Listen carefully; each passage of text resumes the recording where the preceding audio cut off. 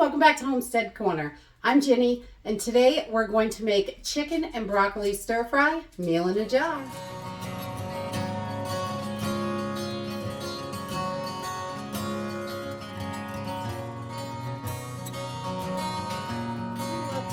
Emergency meals on the shelf, something we can grab, just add water to, and these can be done in a mason jar, a quart-sized mason jar, or a Mylar bag, whatever works for you. If you want meals that you can take on the go, Mylar bags are definitely the way to go. But if you're looking for something to stock up and have ready in your pantry, then mason jars, if you've got them. I love mason jars. I think they are the best. And we put just about everything in mason jars here because we have loads of them. But it can be done in the Mylar bag for long-term storage. Or if you know that you're going to eat these up within a year, you could definitely just put them in a Ziploc bag and have them ready to go that way also. Rotating your food storage is always a great way to go. So today we're going to make a chicken and broccoli stir fry, which is really delicious, easy to put together, and we can have it for those emergency situations or when you just don't feel like cooking, because sometimes we have those days. So we're going to use some freeze-dried chicken. I'm going to use just about all freeze-dried today, but this can also be done with dehydrated food. We're going to use some freeze-dried broccoli, carrots, onions, some instant rice, some dehydrated bell peppers, and a few seasonings from the pantry. So let's go ahead and get started. Okay, so we're going to get started with 1 cup of freeze-dried chicken. You can use dehydrated as well. Both of them work great with this recipe. We use both. And then we're going to use 1 cup of freeze-dried broccoli. I love broccoli. It's so good. If you're using dehydrated broccoli, you're going to want to let this sit before you cook it, because dehydrated broccoli takes a bit to rehydrate. So that's just one little thing about the dehydrated. Some of them rehydrate a little bit harder than the freeze-dried. Then we're going to do a 1/4 cup of our freeze-dried carrots, or dehydrated. We don't want to go too heavy on our measurements just because it gets a little tight in the jar. Definitely. So 1/4 cup of carrots in there. And then we're going to do 2 tablespoons of our freeze-dried onions, because you need onions in everything. And then we're going to do 1 cup of instant rice. And you can use your own instant rice that you made for this, or you can also use like minute rice or something like that. Just want to make sure there's no fats in there, because that will cause it to go rancid sooner. And just 1 cup of instant rice. And then we're going to do a 1/4 cup of our dehydrated bell peppers. You can use freeze-dried or dehydrated. I put a little bit more of the freeze-dried in there if you're using that, because they are usually quite a bit chunkier.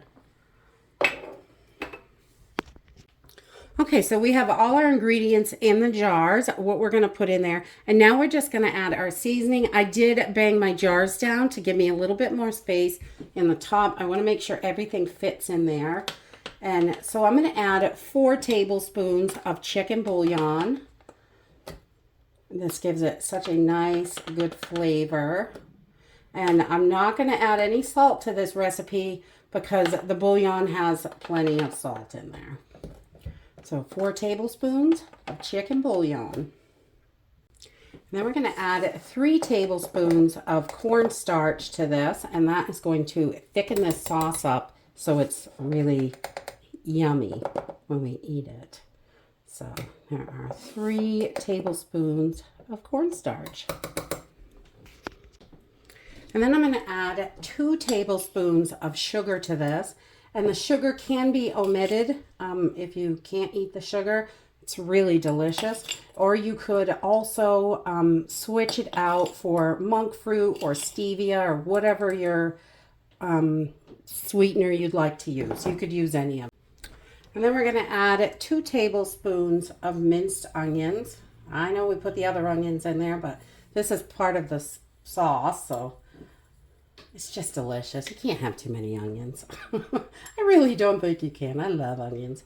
So just 2 tablespoons of onions. Then we're going to add 2 teaspoons of parsley. We love parsley in our food. Just 2 teaspoons. And parsley is always wonderful to help aid in digestion. It's good for your belly. And ginger is good for your digestion as well. And we are going to put a 1/2 teaspoon of ginger in here because, you know, it's delicious. It really gives it such a nice flavor. Just 1/2 teaspoon. You don't want to overdo it. If you like it a little hotter, you could add more, definitely. It's not going to hurt it at all. But just about 1/2 teaspoon. And then we're going to go with about 1/4 teaspoon of red pepper flakes because I love those. And you can omit those if you don't like it spicy. That's not super spicy anyway, but it just gives it a little kick. And we like that. Maybe a little more than 1/4 teaspoon. And that is it for our chicken broccoli stir fry. You can add an oxygen absorber into your jar. You can vacuum seal these. If you're doing Mylar bags, I would put a oxygen absorber in there. You could, however you want to seal these up, you want to make sure that they're airtight. A Ziploc bag will work if you're going to use it within a year. But if you want to put it on the shelf or save it for an emergency, I would definitely put it in either a mason jar and with an oxygen absorber or vacuum seal or the Mylar bag. Right now, we're going to take one of these and cook it up. And as with all of our emergency meals, this is super easy. We're just going to take 4 cups of water and we're going to pour it right into our skillet. And then we're going to take our quart jar of our broccoli and chicken stir fry and we're going to pour it right in. If you're using a lot of dehydrated foods, I would let this sit for about 10 minutes before I started cooking it because those dehydrated foods take a little bit longer to rehydrate than the freeze-dried foods. So we're going to take this right now and with your freeze-dried, we're going to put this up on high. We want to bring this to a boil and then we're going to turn it down and simmer it. Okay, once we have this to a boil, we're going to turn this down and just to a medium, well, pretty low. We just want to simmer this. So we're going to turn this down and just let this simmer for about 20 minutes, 25 minutes. We want to make sure everything is cooked. We've still got a little bit of sauce and it is ready to eat. So we're just going to let this simmer. I'm going to put the cover on and I'm going to come in once in a while and just give this a good stir. The sauce is going to thicken up and be yummy and saucy. So we want to just keep an eye on it so it doesn't burn. But it's going to cook about 20 minutes probably. And I just like to make sure it isn't sticking. So after about 20 minutes, we are going to turn our burner off. And I'm going to give it another quick stir. We want to make sure this isn't sticking. We cooked it nice and low on a simmer, probably about a 2 on the electric stove. And nice and low works perfect for this. You want to go a little slow because that sauce is pretty thick and you don't want it to stick. But we're just going to let this rest for, I don't know, 5 minutes, 10 minutes while we get the plates together. And I will bring you back.